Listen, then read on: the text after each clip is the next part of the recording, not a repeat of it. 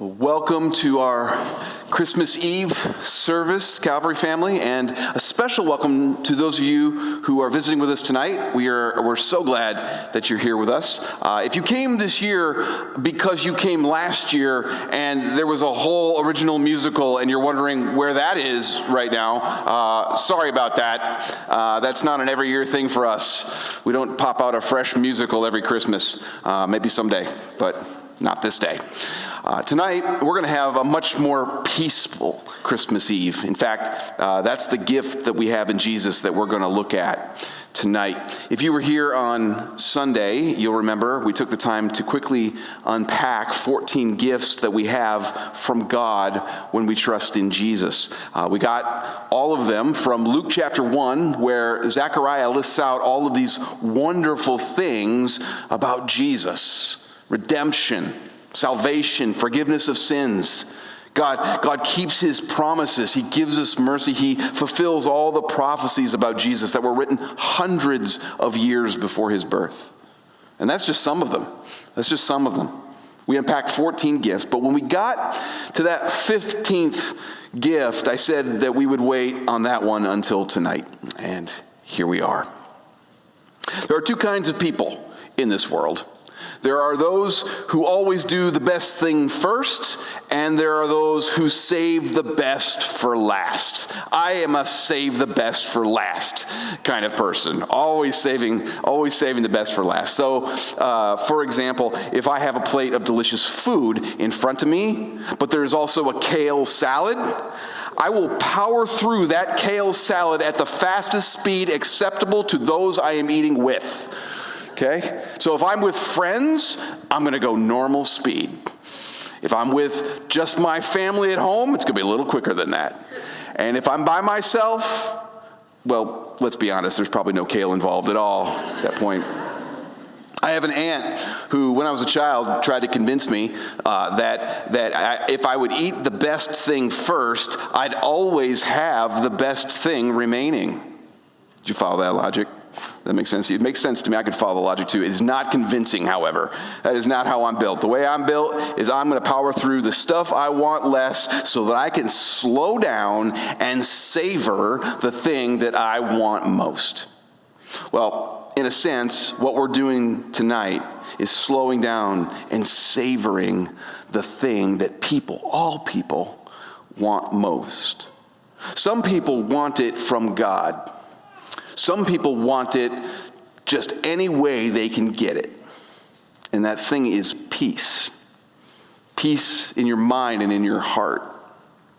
Peace in your home. Peace among your family members.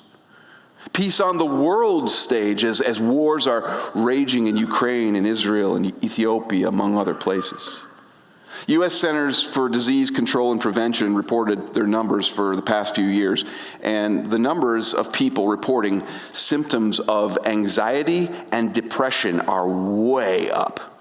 They are way, way up, particularly among young adults between the ages of 18 and 29. Now, the numbers are up across the board. The numbers are up for everyone, but it is particularly affecting young adults. If you have these chaotic and doubtful thoughts wrestling around in your mind and in your heart, you know that it does not help for someone to just come along and say to you, well, cheer up. Stop worrying so much. That doesn't work. And that's because your inner conflicts they match up with conflict and chaos that's around you. Wars and family conflicts and tensions at work and job loss and parenting stress, and sickness. These are anxiety-inducing things. You can't just look at those things and say, well, don't worry about it and expect that worry is going to go away. The lack of peace inside of us matches up with the lack of peace outside of us. What we want is a peace that's sourced in reality. Isn't that what we want? We want peace, but we want it to be sourced in what's real. We want peace that calms our hearts and minds, truly does that. That settles conflicts, actual conflicts in our families, that turns enemies into friends, and that brings about real change. That's the peace we're longing for. We want actual peace. But where do you find that? I mean, where do you find that kind of peace? Some people are skeptical that it can be found at all, and so they simply embrace the brokenness and they settle into a life of coping or distraction. Some try to find it through discipline, mindfulness. Mindfulness is a kind of intense meditation to relax your body and your mind. Some try to find it through advocacy, right? They throw themselves into a cause that they believe in. They throw their hours, their time, their energy behind a cause. They want to be the change they want to see in the world. And from a worldly perspective, from just a human perspective, just interacting with people on earth, I get it. I get it. The lack of peace in this world is real. The unpeacefulness is real. And people are going to do something about it. But the only peace that can truly calm our minds, right, that can truly calm them, would have to be, I think you'll agree with me, it would have to be a peace that addresses the true cause of conflict and chaos. And I want to spend some time looking at that peace tonight. You know, I can't help but note the broad correlation of two trends that we see here in the United States. The increase in anxiety and depression and the decrease of commitment to following Jesus, primarily among young people, young adults.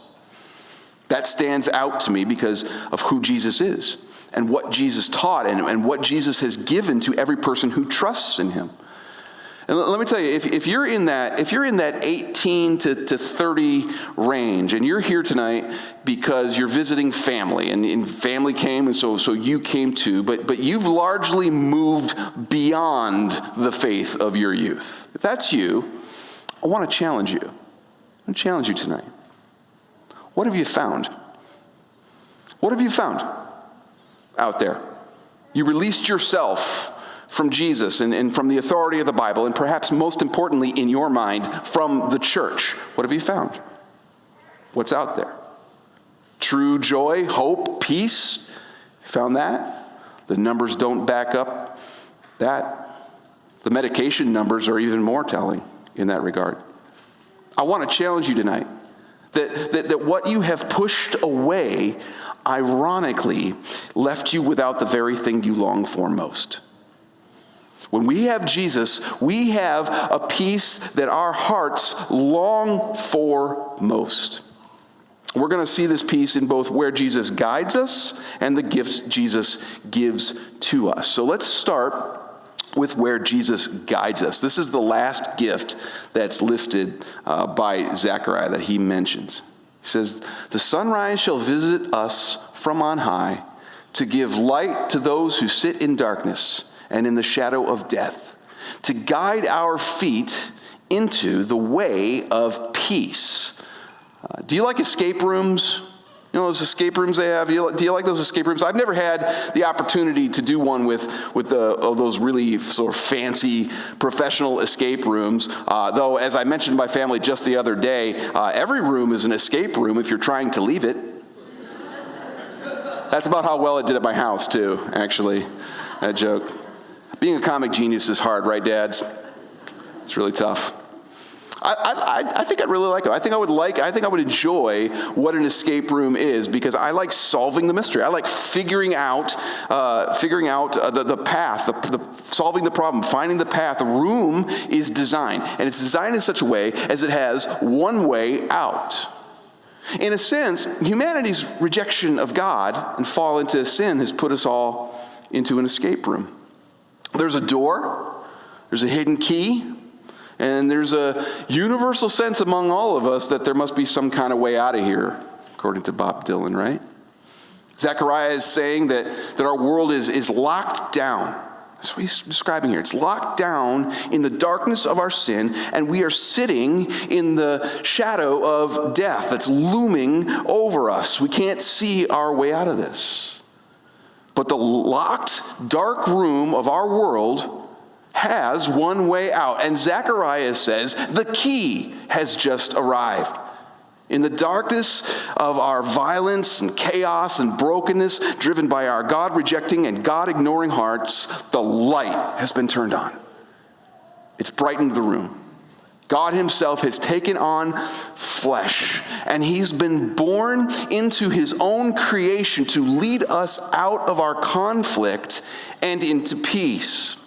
See, all of our efforts to make peace with methods and discipline, advocacy, even legislation. The reason that these don't create permanent peace on earth is that they are human solutions crafted in the dark. That's what they are. They're well-meaning guesses, really, and typically only deal with symptoms of the real problem. The real problem is that we're at war with God because of our sin, and that war has spread to our relationships with other people and our own selves and to the rest of creation. It doesn't matter how often you practice deep breathing or how many hours you give to the cause. If you haven't found peace with God through a relationship with Jesus Christ, you're not going to find it anywhere else. See, the way of peace is first with God himself. Do you see where he says that? The way of peace? The first step in that way is to have peace with God himself. That's what Zechariah is saying earlier in the passage. We didn't read that tonight, but if you look earlier in the passage, you'll see that he describes Jesus as the one who brings redemption and salvation through God's forgiveness. So if you want to experience real peace, and I know that we all do, it's a longing in everybody's heart. If you want to experience real peace, the first conflict that has to end is the one between you and God. And that means God has to forgive you. He has to forgive you. In Ephesians chapter 2, verse 16, the Apostle Paul says that when Jesus died on the cross and he bore the consequences of our sin, that act reconciles. It's the word he uses. It's a relationship word. It reconciles us to God. The cross is a peacemaking act. It's God ending the conflict between us. With no more sin standing between us and God, we are reunited with him. We have peace with God through Jesus. That's why he came. That's why we're celebrating Christmas. Because we have peace with God through Christ. Now, here's a question. How do you know if this applies to you? How do you know if God forgives you?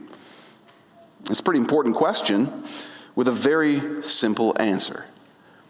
Have you asked him to forgive you? Have you asked him to? I don't mean just sort of the trite, I'm real sorry about that kind of thing that we give to one another. I'm not talking about that. I'm saying, have you acknowledged the truth of the hostility that you have against God, that you express through your sin? Have you turned from that sin? Have you trusted in Jesus' peacemaking work on the cross? And have you given him your life? That's what I'm asking. And if the answer to that question is yes, well, then yeah, God forgives you. He absolutely forgives you. Even if you don't always feel that way. Even if sometimes you struggle with doubt. Even if you don't always feel peaceful, you can be sure that God is at peace with you if you are trusting in Jesus. And let me tell you, that is not the only assurance. There is even more assurance than that. See, when you've had that peace with God, when you experience that peace with God, what you find is it tends to start to spread to all the other parts of your life. And there's a reason that happens. Jesus tells us the reason that peace begins to spread. This is Jesus. I'm going to show you something. This is Jesus talking to his disciples just before he died and rose again. Okay, this is from John chapter 14. These things I have spoken to you while I am still with you. But the Helper, the Holy Spirit, whom the Father will send in my name, he will teach you all things and bring to your remembrance all that I have said to you. Peace I leave with you. My peace I give to you. Not as the world gives do I give to you. Let not your hearts be troubled, neither let them be afraid. Peace, Jesus says, is what I'm going to leave behind with you.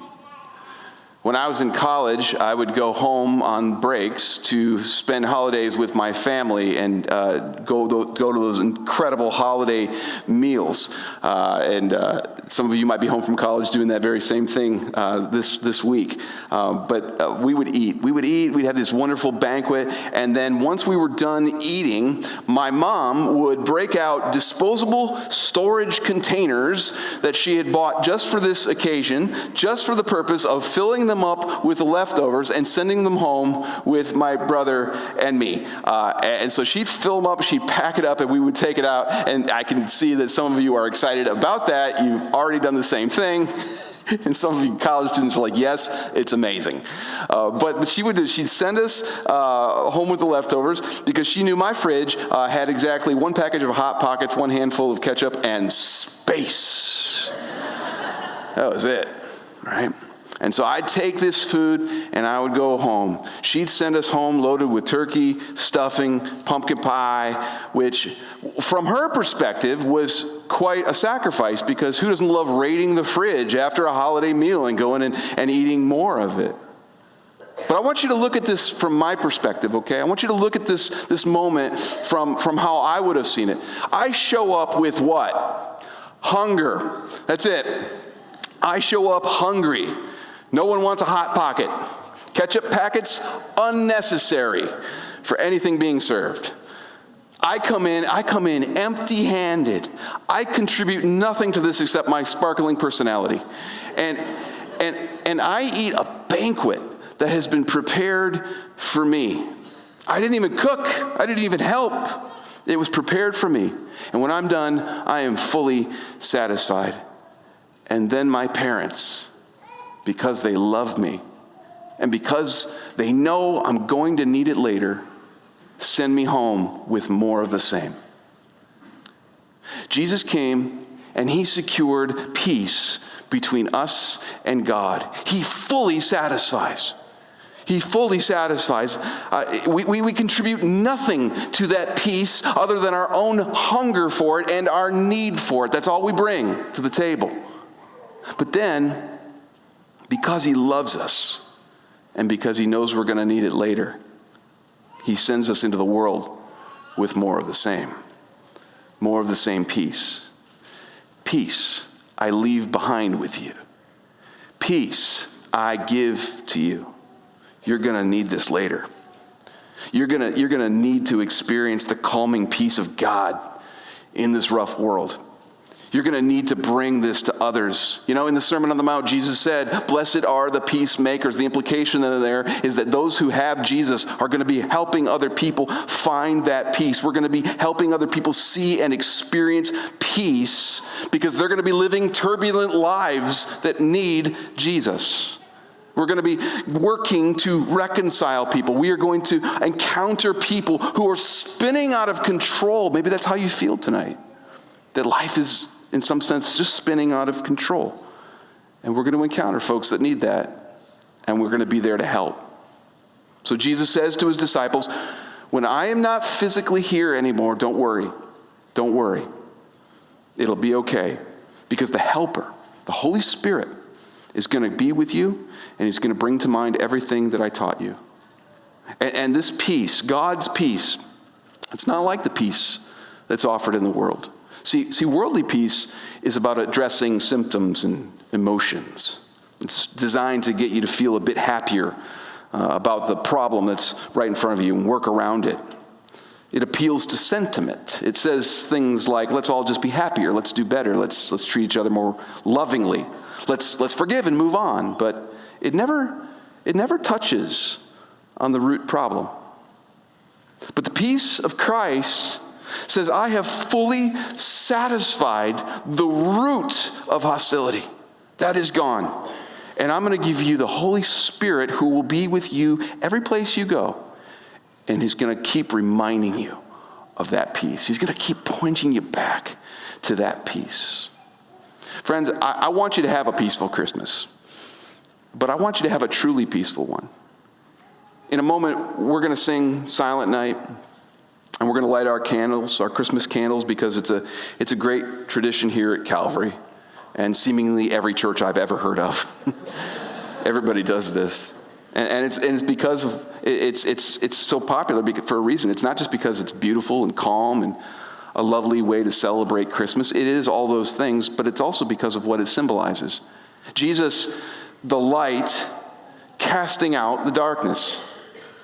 And just for tonight, maybe just for this Christmas, I'd like to add just a little bit to the symbolism of that. Tonight, as the flames spread and the candlelight fills the room, and we sing the words, "Sleep in heavenly peace," I'd like you to remember the gift of the peace that God has given us in the Holy Spirit. You know, in Acts chapter 2, when the Holy Spirit first comes to Jesus' disciples, they describe that experience of the Spirit coming down as like flames of fire falling down on them.